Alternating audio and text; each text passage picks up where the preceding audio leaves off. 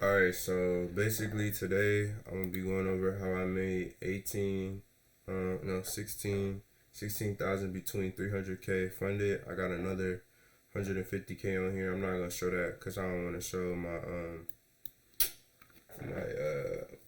my numbers on there, my account numbers. So as y'all can see, this is one account.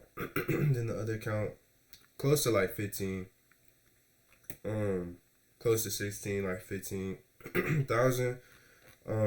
So basically, we're gonna do a top-down analysis. We're gonna go from the 4 hour, and I'm gonna break this down all the way to the 1 minute for y'all. Um, so basically, coming on the 4 hour, how I got my directional bias to start off was basically going over the lows and the highs that were broke on the 4 hour. So this was the last previous low that got broke, which made the market bullish short term, at least in my opinion. And we had these two open PDLs and PDHs. We had this open PDL and PDH that we have not broke yet, which stands for previous day high, previous day low.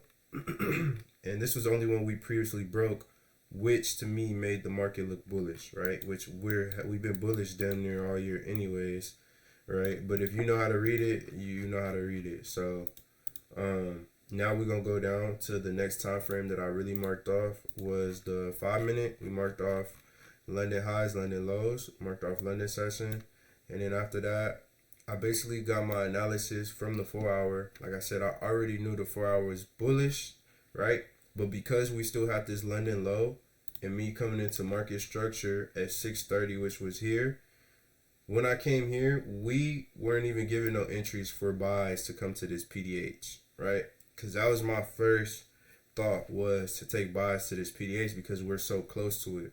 But as market opened, we just kept dumping and dumping and dumping. As we got closer to this low, I finally made a decision that I'm just gonna sell because we're not gonna dump this far down and not go here. This London low is a magnet just as well as this 4 hour PDH. So basically, once we got around here, I had took a trade. My stop loss was somewhere around here. I lost. So I took 3 trades. I lost one and I won 2 trades. I took a trade somewhere along here. I should have just kept my thing and I lost. And then my next trade was the same trade, just a smaller stop loss, which was right here. So basically, as you can see, I have everything marked off right here. I have the order block that I entered off of, and I have the VI volume imbalance that I've seen also. And when we pushed into all of that, which I believe I took my entry here, and I kept my stop losses somewhere along here. So yeah, let me mark this down.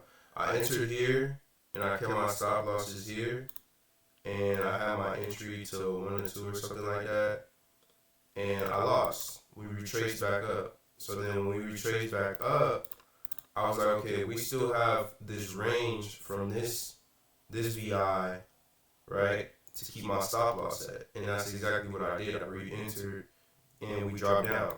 Beautiful trade. Literally on point, like perfect. So after that, right, I was like, okay, we dumped. I got my loss back and I made more for a 1 and 6, which is crazy. Then I entered here, right? After we took this London low, I was looking for the same model. I was looking for the close on top of a bullish order block followed by a VI, which we had that, right? We had that right here. And that's what I entered off of. Or let me see. I'm sorry. No, we had it. Yeah, we had it right here. So we have this order block followed by this close followed by a VI. And I entered, took this for a 1 and 2, made 3K off of that trade. And that's basically what all I seen today in the market. Simple, easy ICT concept strategy. Like I've been trading it for a long time. And that's how I made 15,000 today in the market across 300K funded Topstep accounts, XFA accounts. And that's it.